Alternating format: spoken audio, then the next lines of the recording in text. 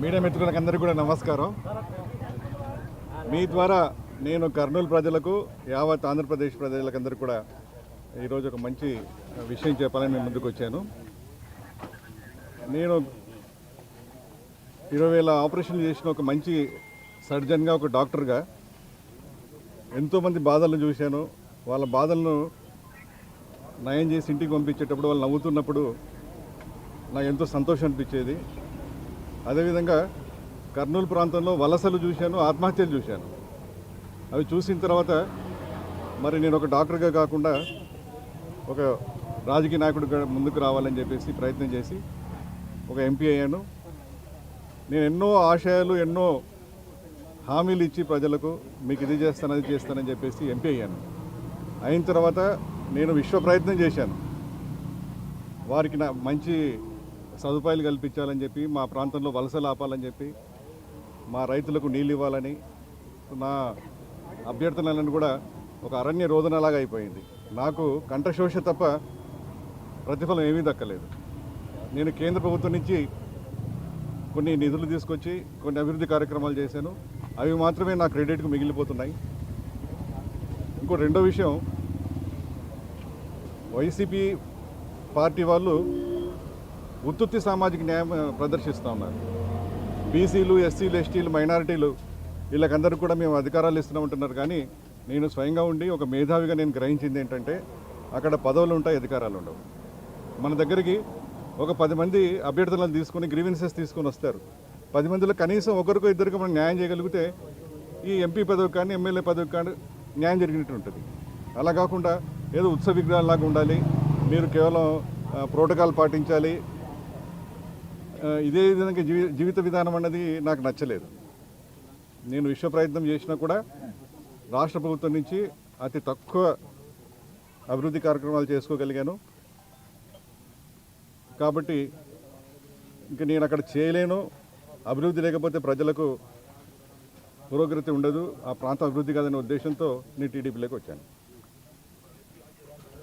గౌరవ చంద్రబాబు నాయుడు గారు, లోకేష్ గారి ఆధ్వర్యంలో ఇప్పుడు పొత్తుకు వెళ్తున్నారు. పొత్తు ఒక మంచి అభివృద్ధికి చిహ్నం అనుకుంటున్నాను నేను.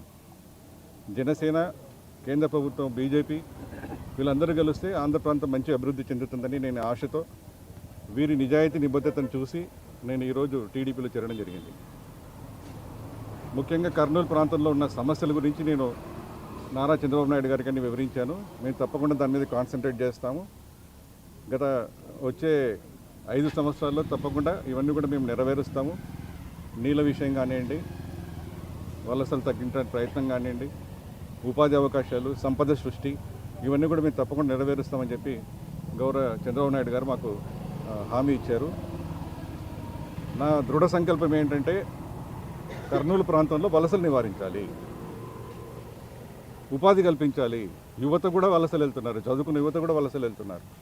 సో యువతకు ఉపాధి చూపించాలి, వలసలు వెళ్తున్న రైతులకు ఉపాధి చూపించాలి.